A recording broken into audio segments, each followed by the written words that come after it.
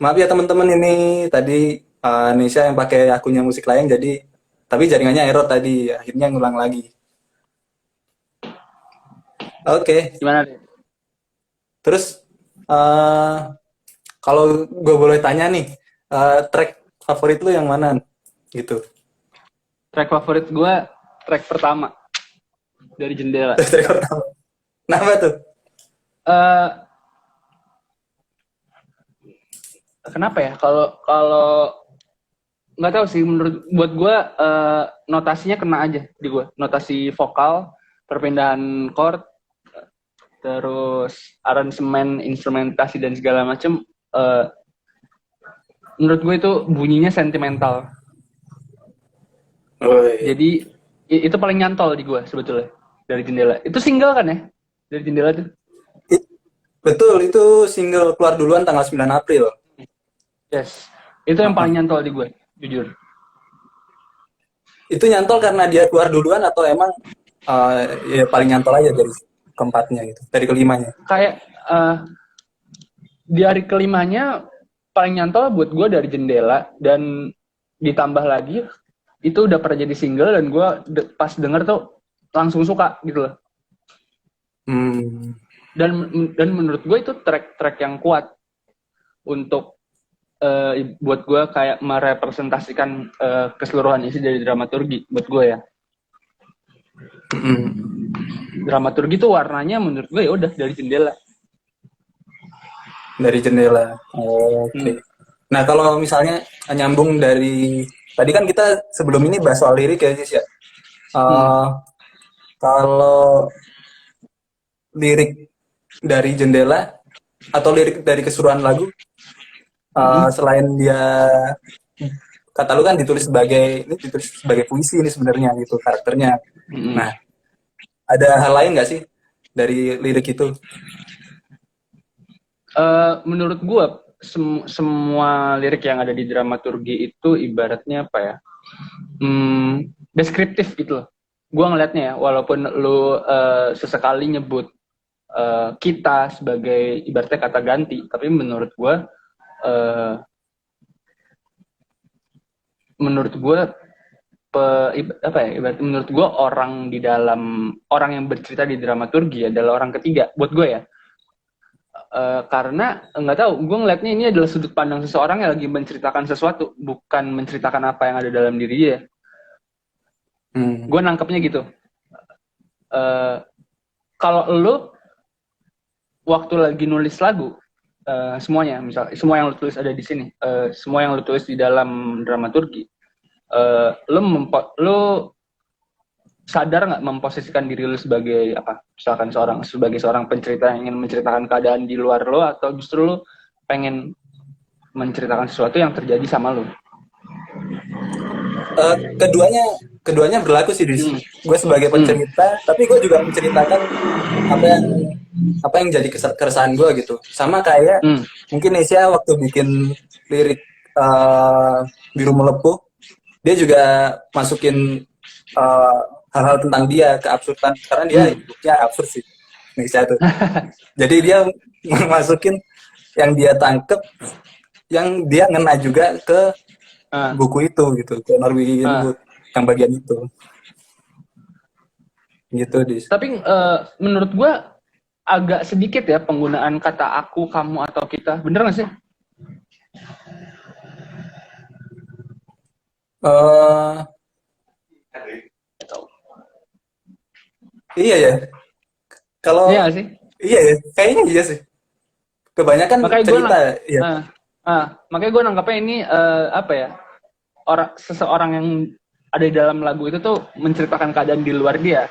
Menurut sepenangkapan gue secara sekilas ya, karena ya tadi gue sayup-sayup gitu, jarang menemukan kata aku, kamu, atau kita. Meskipun ada, tapi menurut gue sedikit. Oh, iya iya. Gue juga baru nyadar sih. Betul Nih betul. ada Nah, pertanyaan nih dari Unis nih, ada yang nanya nih. Bang Haris yang merupakan fans Pamungkas, apakah ada pengaruh gaya tutur Pamungkas dalam lirik yang Bang Haris tulis? kagak sebenarnya yang ngefans Pamungkas dia tuh. Kenapa jadi gue? nggak ada gaya. Malah kalau sebenarnya bukan bukan Pamungkas ya. Gaya gaya yang gue tulis tuh kayak idola gue, John Petrucci. Kalau lagi nulis lagu tuh dia Hmm. karakternya cerita gitu.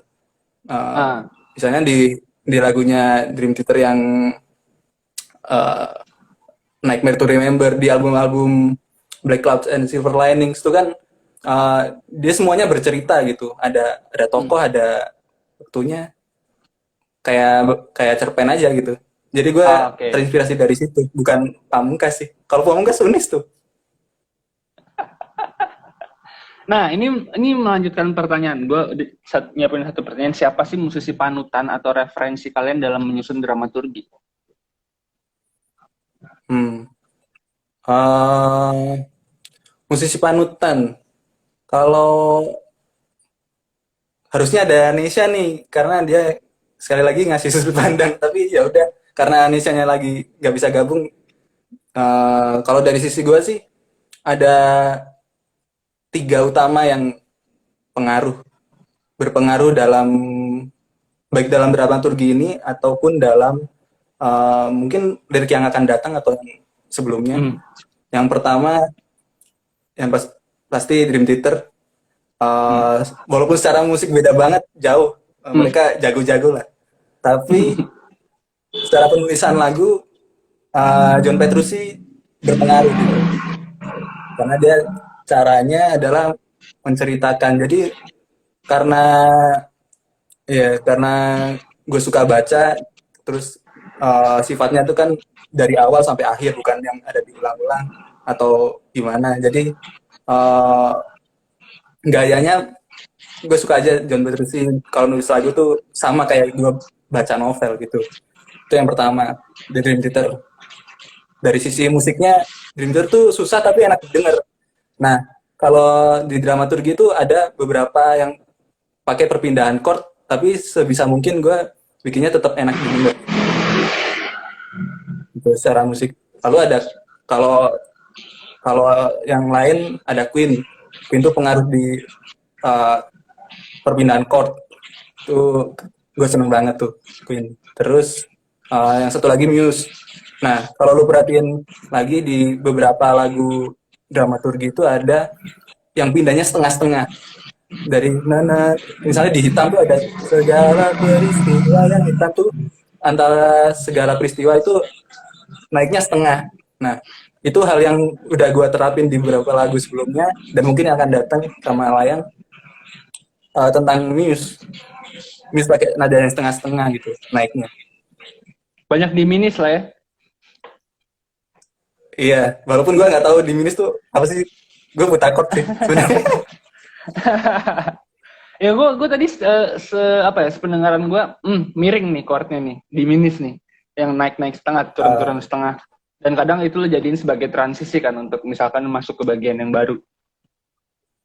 Betul, Jadi kayak gitu bisa sih. dibilang referensi lu pribadi progresif ya untuk menyusun dramaturgi ini. Iya. Nah Oh, kalau dan kita, Nesha, kalau Nesha nih Nesha, berhubung.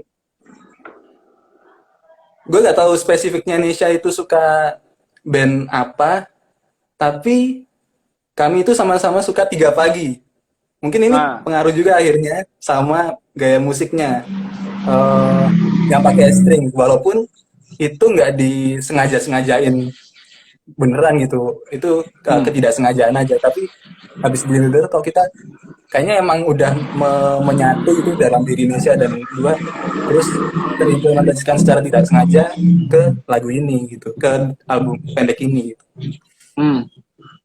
Tiga Nah Pagi. oke. Okay.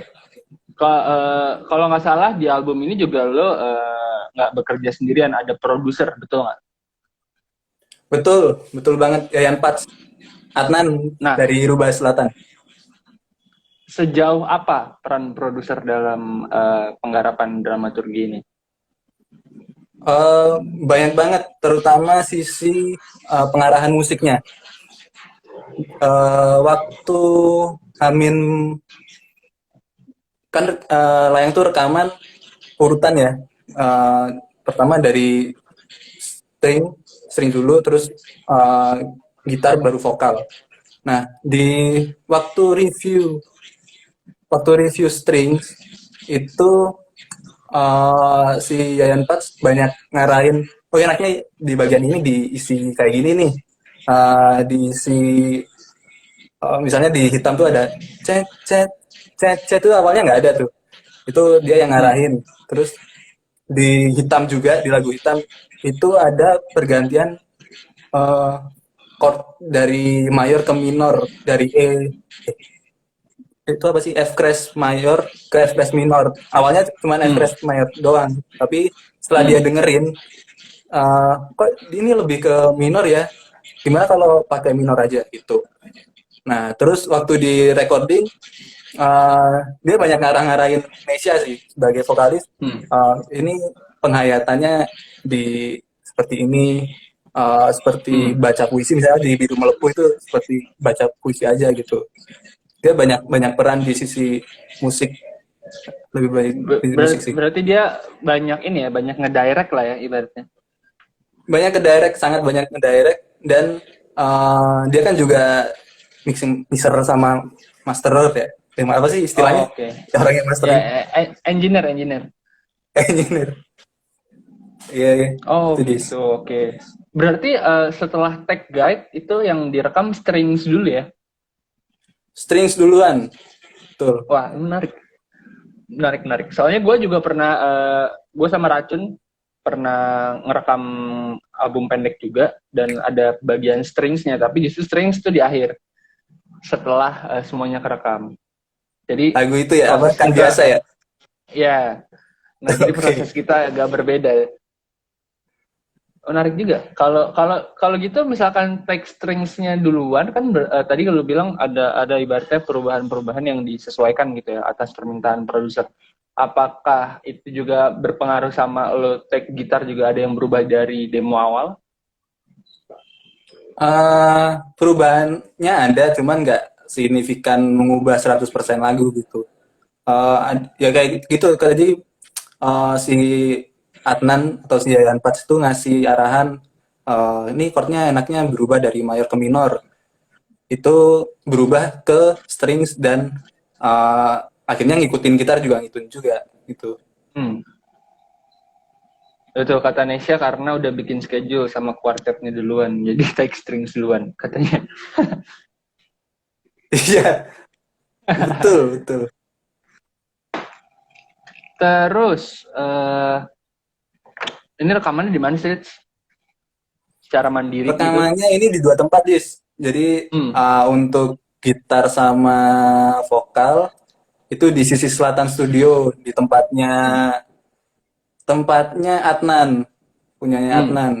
Nah, terus untuk kuartet, karena studio sisi selatan itu belum mencukupi untuk perekaman kuartet, jadi sama Adnan dipindah ke Akustika Studio namanya. Oke. Jadi di Akustika dua tempat Studio. ya. Betul, di dua tempat. Nah, lu pakai label atau apa? Bantuan penyalur digital? Kalau label enggak ya, tapi kalau penyalur digital iya. Hmm. Layang sama Jonotify. Jonotify itu produknya Jono Terbakar. Oh, Jono itu punya Jono terbakar. Iya, punya Jono tuh. Nah, awalnya awalnya mau ini, eh dari sisi selatannya dulu gitu. Hmm. Terus karena ada hal apa ya waktu itu lupa gitu. Terus kenalannya Layang, atau sekarang bisa disebut manajer sih, kayak manajer kecil-kecilan gitu lah. Mbak Niki itu ngontak Jono Terbakar, katanya Jono bisa nguploadin ke Spotify dan kawan-kawannya. Akhirnya ya udahlah, akhirnya bukan pakai ya, bekerja sama dengan si Jono Terbakar ini melalui Jonotify. Jono Orangnya seru, terbakar. orangnya seru. Gue ngikutin Jono terbakar di Instagram. Mereka Instagramnya diprotek nggak sih seinget gue? itu pertama kali gue Enggak. ngeliat nih, kayak dulu tuh diprotek, seingat gue ya. Soalnya ini apa sih, gue tahu Jono terbakar tapi kenapa diprotek gitu akun bandnya. Gue udah ngakak duluan sih di situ, dan gue dengerin lagu-lagunya, dengerin lihat postingan-postingan mereka. Wah, ini orang pasti kocak nih. Seru nih pasti orangnya. Orangnya seru tuh. Orangnya seru tuh. Kemarin gue nongkrong di lapangan situ. Kocak dia orangnya.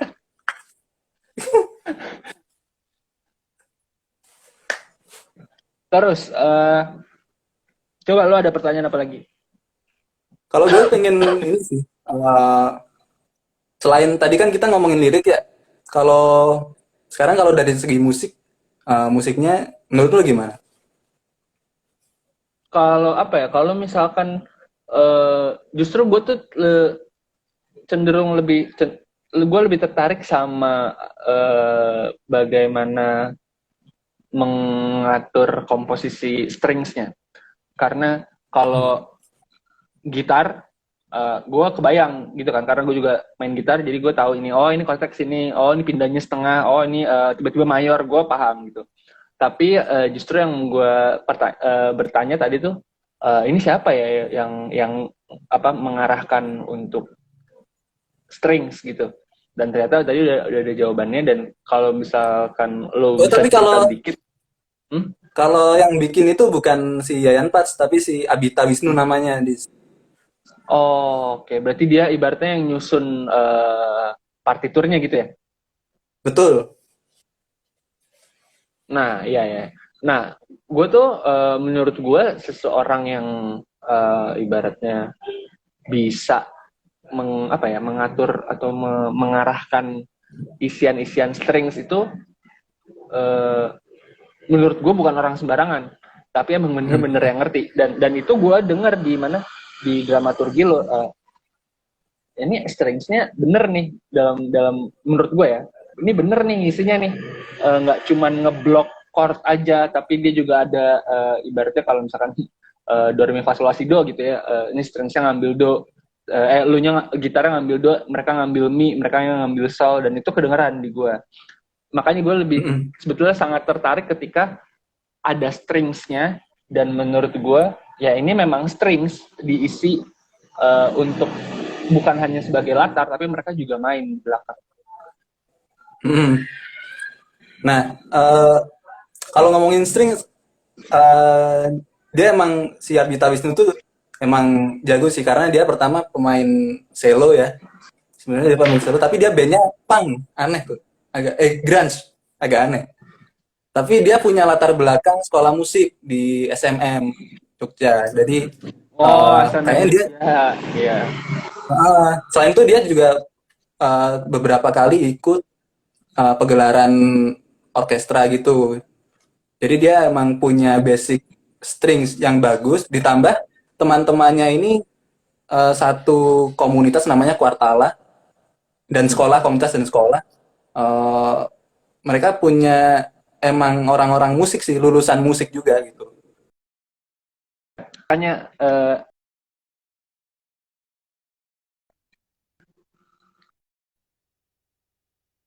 dan itu ketika ibaratnya nyusun partiturnya gitu, apakah ada proses berundingnya sama lo dan Nesha, atau emang lo serahin aja ke mereka? Lebih lebih bisa disebut nyerahin sih. Waktu awal tuh Layang bikin demo sederhana gitu. Terus di hari keberapa, 2 minggu atau 3 minggu atau sebulan sebelum rekaman tuh kami ngirim demonya ke eh, Mas Abita dan kawan-kawannya, terus si Yayan Pats juga, dua orang itu terutama ngirim. Nah, akhirnya si Strings ini bikin bikin sendiri gitu awalnya, bikin sendiri. Tapi waktu itu pernah deh satu hari kami pernah ngumpul bareng. Satu hari pernah ngumpul Oke. bareng. Ini lagu ini didengerin bareng nih demonya, terus didengerin bareng. Nah, ini enaknya diisi apa nih? Di sini enaknya diisi apa? Diisi apa? Nah, terus beberapa hari kemudian Mas Abita balik lagi, kami ngumpul lagi, merundingkan strings itu. ngebawa draft strings di namanya Sibelius kalau nggak salah, Hmm. aplikasinya di install di situ, akhirnya didengerin lagi sama di review lagi, baru habis itu Oh, oke. si kuartalannya, si orang-orang mereka itu orang-orang strings, latihan sehari sebelum take strings, ya udah itu aja gitu. Hmm. Oke. Ya, Belum kurang pernah lebih latihan bareng sama itu. string. Oh, belum pernah justru. Belum. Oke. Terus apa lagi, Rich? eh ini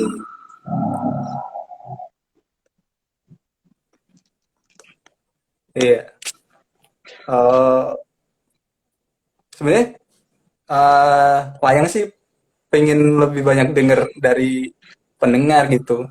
Nah, Gimana responsnya mereka soal lagu dan lain-lainnya gitu. oke, sambil ibaratnya jadi kalau teman-teman di sini mau nanya atau mau ngasih tanggapan tentang IP dramaturgi terbaru dari Layang, bisa langsung di kolom komentar ya. Sementara itu, gue punya pertanyaan lain. Kira-kira nih, ke depannya Layang itu bakal nulis musik dalam format akustik lagi atau justru ada keinginan untuk eksplorasi full band? Pertanyaan yang menarik ya. Ini soalnya sering ditanyain orang-orang. Eh, temen- ada sih waktu itu celotehan-celotehan dikit sama Nesha. Eh, Layang tuh ke depan mau nambah orang nggak sih gitu, nambah drum kah atau nambah main bass atau apa. Tapi sementara untuk ini akustik dulu Oh, sama sama nyanyi gitu. Mungkin ada bantuan string juga nantinya. kenapa, Rich? Kenapa memilih akustik kalian? Karena yang pertama bisanya itu, yang kedua karena eh, akustik tuh lebih lebih ini ya, lebih dekat dengan orang gitu. Kalau misalnya pakai, mungkin pakai kalau gitar distorsi orang juga sih, cuman akustik tuh lebih lebih kalau kita main nongkrong-nongkrong tuh pakainya akustik, Eh, apa-apa akustik. Jadi lebih deket ke lebih orang, oten, lebih otentik lebih lah ya. otentik. Nah, itu kenapa Seber, kalau kalau di dramaturgi ada salah-salah apa ya? Senarnya kurang kurang chord ini tepat. Itu tuh dibiarin karena emang sengaja pengen nangkep ke keorganikan itu. oh, oke. Oke, gue suka sih. Ibaratnya di tengah era digital ini eh, kalian ingin menonjolkan ibaratnya sisi humanis dari format akustik. Iya. Kalau nggak salah lu juga waktu bikin elektronika ya, Dis? Kayaknya sama Mm-mm. juga kayak gitu. Iya, ada beberapa part yang ibaratnya salah, tapi oke-oke aja, enak. Dan ya udah akhirnya Ah, digas. Oke, kalau terus gue mau nanya satu pertanyaan yang apa ya, ibaratnya personal mungkin. Tujuan bermusik lu apa sih? tujuan bermusik. Wah, kalau Layang sih, kalau Layang Layang sebagai grup sesimpel pengen bikin karya aja gitu, karena emang Nesha Oke. suka manggung. Nesha tuh suka banget manggung, selalu pengen tampil gitu orangnya. Terus gue juga punya bahan nih, ibaratnya Nesha sama gue tuh saling ngungkapin, gue punya bahan tapi nggak bisa tampil. Nah, sementara Nesha Nesha penampil banget gitu, dia artis banget. Oke. Nah, kalau dari situ kita nggak ada tujuan spesifik mau misalnya meraih dalam 10 tahun jadi band yang gede atau gimana. Ya Hmm. pengen berkarya aja gitu. Pengen bikin aja, Oke. bikin seneng-seneng. Hmm. Senang-senang lah ya. Ah, ah. Berarti kalian berdua rela ya, misalkan mau rekaman butuh budget gitu, terus kalian rela untuk kerja cari uang di tempat lain demi menyupport atau mencukupi kebutuhan bermusik kalian. Iya, ya kayak ini dramaturgi ini. Kami kerja, kami kerja untuk bikin album. Bagus, Duit-duit bagus, bagus. gaji itu masuk ke iya, duit gaji itu masuk ke situ semua.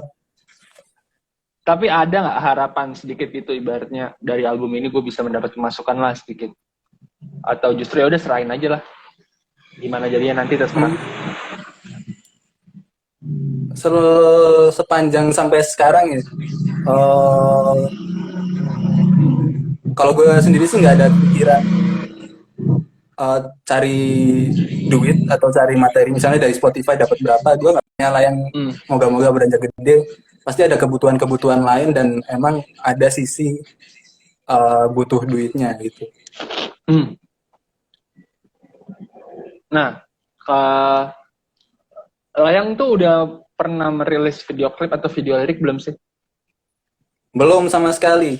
Oh, kemarin ditawarin temen tuh, ada temen katanya dia tertarik sama lagunya Layang. Terus Hmm. gimana kalau bikin video musiknya gitu. Tapi Hmm. uh, belum tahu nih, belum ada kelanjutan sampai sekarang gitu. Hmm.